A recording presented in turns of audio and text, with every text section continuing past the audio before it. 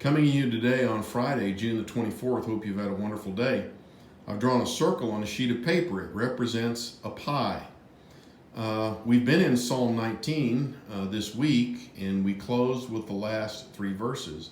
And there's some questions. Who can understand his errors? Cleanse thou me from secret faults. Keep back your servant also from presumptuous sins. Let them not have dominion over me.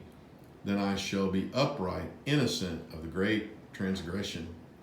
There is this digression of sinfulness. It starts out with just errors, and then secret faults, and then presumptuous sins, and then the great transgression. If I've got a problem maybe with a person, and you were to ask me, well, how much of this slice of the pie is your problem? I might draw something like that.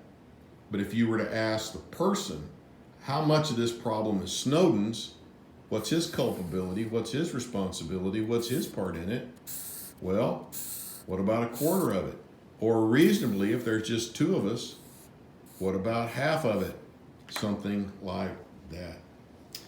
My experience in life has been this, that whenever there's a problem, it's either I'm one end or the other. I want to take the whole pie, it's all my fault, or it's just a tiny little slice or sliver, kind of like those errors, not to mention secret faults, presumptuous sins of the great transgression.